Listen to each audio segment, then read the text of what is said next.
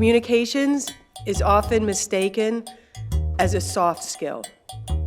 But in my experience working with 9 CEOs, cabinet secretaries, senators, I believe it's a rock-hard competency. I have just a very few brief comments. I'm eager to get to discussion with Sandra, but I thought it might be worthwhile to set the stage in just a simple way.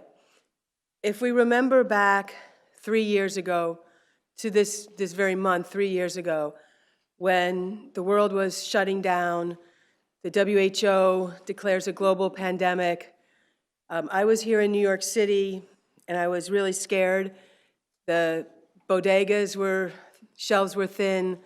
I like to walk. I saw refrigerated trucks doubling as morgues, and I was really afraid for our city, for our world, for my family, for myself.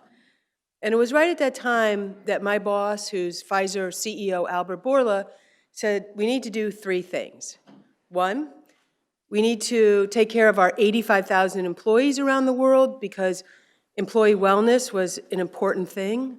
Secondly, we needed to keep the steady supply of medicine going around the world because cancer didn't take a break and Alzheimer's didn't take a break during the pandemic.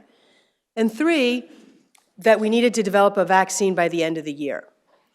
So he says we're going to do in 8 months what usually takes 12 years. And I thought, oh, no. On top of a global pandemic, my boss has lost his mind. And then he did something that was equally as dramatic. He did what most CEOs do, and he needed to appoint a project manager. All corporate projects have to have a project manager, but he appointed himself. And that's when I thought, wow, maybe this is really going to happen. And it began what was a very crazy and fraught time in my life. And I have a friend who was a first responder at 9/11, and he said to me, the only thing harder than being at the center of a crisis is to be on the sidelines of a crisis. And I knew he was right, that at least by being at the center of the crisis, I had a hope that maybe something I could do might have a positive impact for some people in a difficult circumstance. It was a gift and it was a lot of pressure, but as one of my idols, social activist and tennis player Billie Jean King said, pressure is a privilege. And it was during this highly pressured, very busy time that I wrote Breaking Through, Communicating to Open Minds, Move Hearts, and Change the World. It's broken down into 10 principles. They sound very easy, things like being intentional, having the courage for candor, being curious, being reflective, but they're actually quite hard to put into practice. I'd been thinking about them for decades, but they crystallized in my mind and in my heart during the pandemic, which is the time that I wrote the book. So just to give you a little sample of the principles, the first one is to be intentional. And if anybody here likes yoga, you know at the beginning of a yoga class, you set an intention, usually something for a loved one or an answer to a vexing problem. It was in that time, 3 years ago, my yoga studio closed. I was at home in a downward dog position when I had this intention breakthrough that Pfizer was going to try to do a scientific breakthrough, and I would try to do a trust and transformation breakthrough for the company at the same time. So I did everything I could from that moment forward to be more transparent, more available, and to do things very differently, including embedding journalists along with us from Wall Street Journal, from Nat Geo, as we were doing this work. And there were many sleepless nights when I was really worried that this was very dumb of me, and that I might be filming one of the greatest debacles in corporate history. I also thought that if we failed and we didn't make the vaccine, the world would have bigger problems than a bad news day for Pfizer. So we did all that, and today, for the last 2 years, Pfizer is among the top 10 global brands. as decided by Fortune magazine's Most Admired Company. And it's pretty universally acknowledged that that transformation has happened for Pfizer, and I'm very proud of that. The second principle is about sticking your neck out and mustering the courage for candor when something is really important. And here I want to tell a brief personal story. Go back to 1980, early 1980s. I'm in my early 20s, just graduating college and starting my work on Capitol Hill, when I find out and realize that I am gay. And because seems like not such a big revelation now, but 40 years ago was a bigger revelation. It was, during the middle of the AIDS crisis. It was before Ellen DeGeneres. And I needed to go home back to St. Louis to tell my folks. And I knew it was going to be bad. I just didn't know how bad. And I did my best to explain to them that I loved them, I wanted to be close, and therefore they needed to know this. My mom was furious, my dad cried, and he said, "You will never have a spouse, children, or a career." And those words were painful to hear. It wasn't his intention to hurt me, but it was an expression of his parental fears and what he knew to be true at the time. It was another moment, a breakthrough moment, when my whole life plan crystallized into those three things. And I'm happy to be able to report that my wife and I have been together for 35 years. We have a very accomplished and wonderful 29-year-old daughter, and I'm super proud of the work that I do at Pfizer.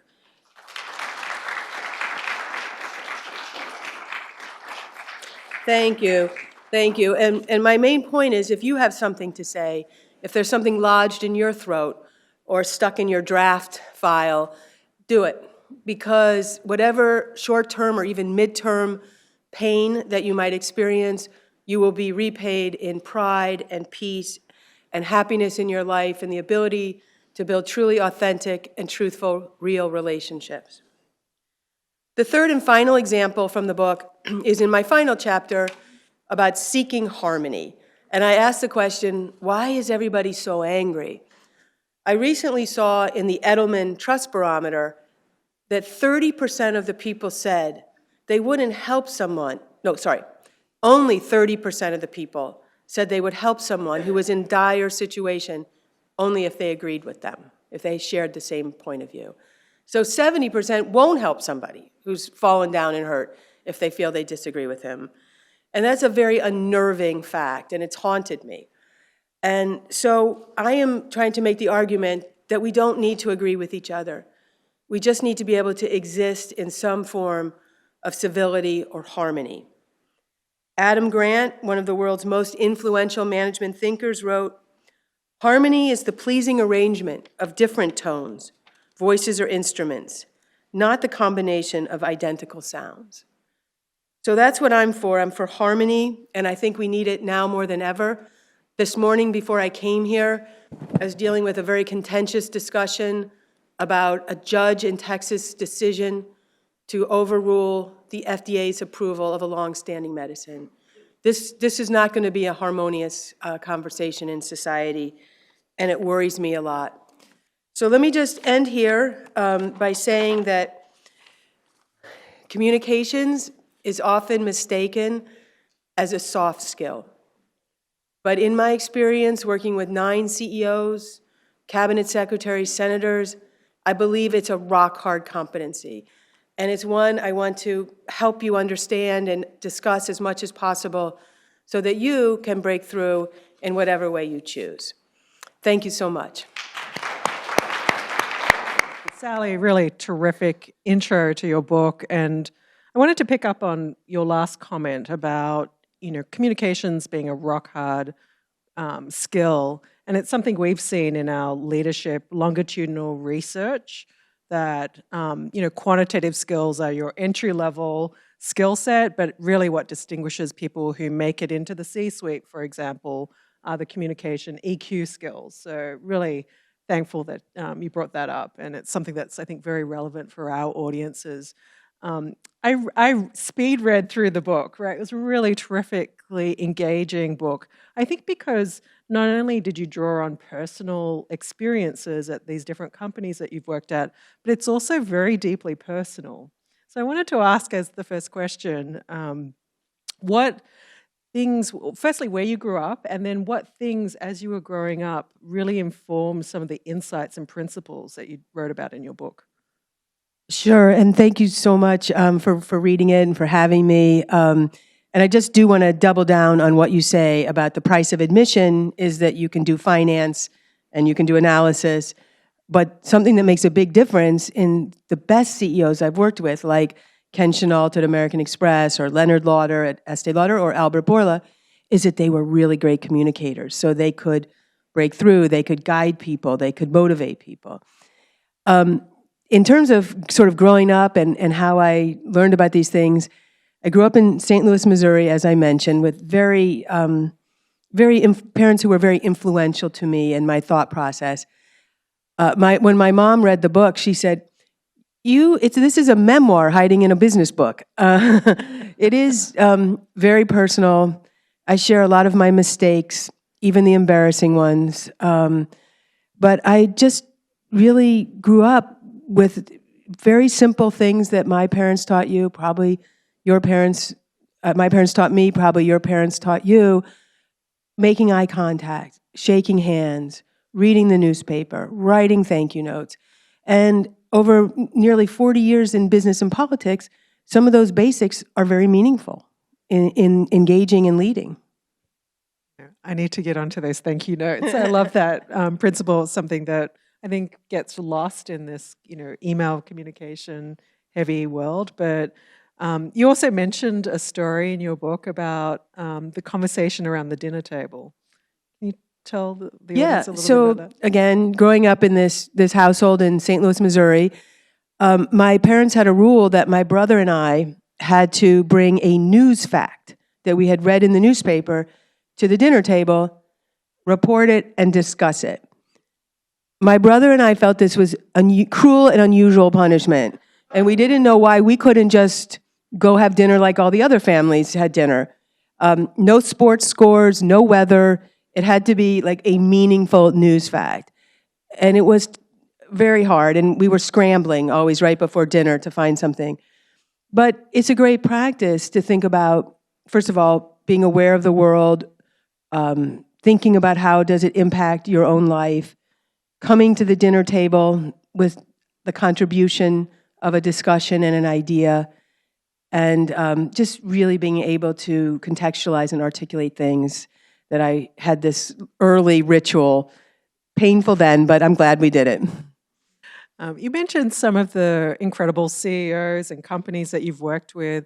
If you think to the different people at the C-suite, not necessarily the CEO, but can you think of someone who was particularly good at leveraging you and your team as they thought about corporate strategy and communication strategies in terms of how they interacted with you and bounced off ideas with you and your team? Can you think of an example to share with us? Yeah, I mean, truly that example would need to be Albert Bourla, my current CEO, because of what we all went through together during the pandemic and making really big decisions on an almost daily basis, whether to go with mRNA technology or the traditional vaccine. That was a science decision, but also a corporate affairs decision, because you're going to have to explain it, and it would be harder to explain. So that there were downstream decisions, like, for example, if there are any drug clinical development people in the audience, a clinical trial protocol is treasured intellectual property that no scientist wants anybody to know how they're doing it. We decided together to put those on our website because during the pandemic, we didn't want to debate the clinical trial protocol, and so we just put it up there. And these were the kind of decisions that together with Albert and our chief scientist and our general counsel, we were talking about every day. And so it allowed me to put some ideas that had been percolating to the test. And that's what sort of inspired me to crystallize my thoughts and put them into the book. I think Pfizer's story of grappling with COVID and science in particular, right? Yeah. Some of the vaccine hesitancy, for example. Are there strategies that the company, you write a little bit about this in the book, that the company used to engage stakeholders, especially around the PSA and the science wins? If you can tell us a little bit about insights from that experience. Sure. We needed to do everything differently, different language, different audiences, different ways of reaching them. So, for example, on the language, we did a television ad that was about science will win. We took out ads that said science will win. Not Pfizer will win, but science will win. That this was in the face of a lot of anti-science rhetoric, or that the only enemy is the virus, because there was a lot of ugly finger pointing around sources of the virus. So different language, different stakeholder groups. Before I was mostly talking to patient groups or doctors and such. I was suddenly talking to the restaurant union because they want to know when could they open, or the teachers association, when can we get back to school? And it was a really great lesson in the importance of a really broad set of stakeholders.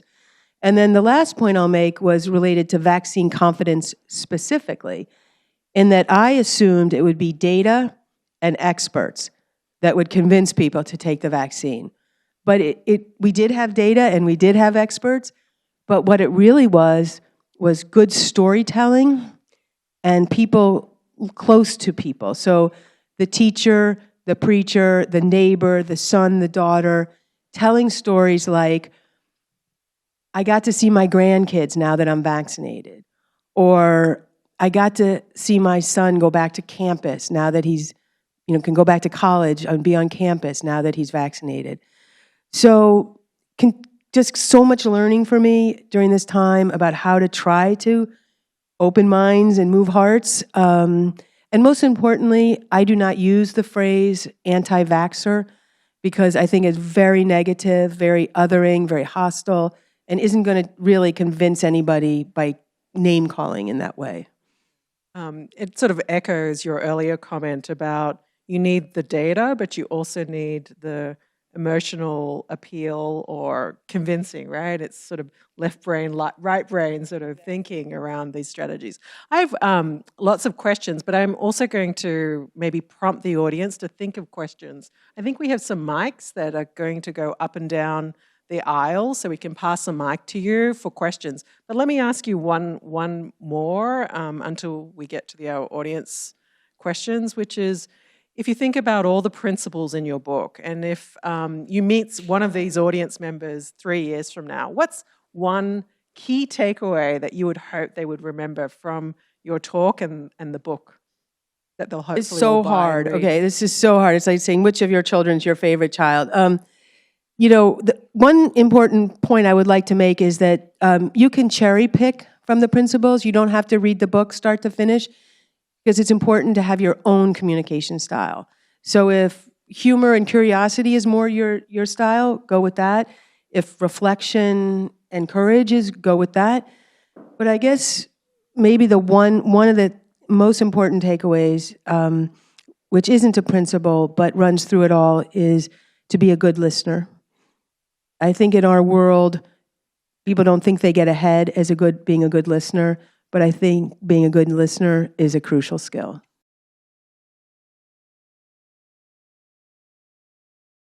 There have been a couple things that were hard to process. One was when the vaccine first came out, you had half the people refusing to take it and the other half dying to get their hands on it. So that was the first kind of conundrum. And then the second one is what you're saying now, going from hero to villain and all of the above. I've thought a lot about it and parsed in my mind the difference between misinformation and disinformation. So misinformation to me is someone who's maybe uneducated, maybe is afraid to take the vaccine, skeptical of big business. There's lots of reasons why people could be misinformed. And I could work on that. Disinformation, however, is a really deceitful kind of activity where people knowingly lie about, lie. And they do it, as I've come to find out, because it gains clicks, it gains followership, it sometimes is the source of fundraising. We had things where people would say that our CEO forced his wife to take the vaccine and then she died. Of course, she didn't die. But I think that we as a society are facing a second epidemic, and that is disinformation. And I am very interested and have begun to work with thought leaders, security people, thinkers across the board to try to find ways to expose disinformation for what it is. It often parades as journalism when it's not, but I am far less expert on how to combat this, but it is like on the top of my mind. Thanks for the question. Sally, I just wanted personal thanks. I was one of those people who lined up for my Pfizer vaccine, in the early days. Such a relief, right? Really just propelled, I think, Pfizer in a legitimate way to being such a respected pharmaceutical leader and company in New York in particular. Wanted to say thank you on behalf of our audience. If we can give Sally a round of applause. Appreciate it.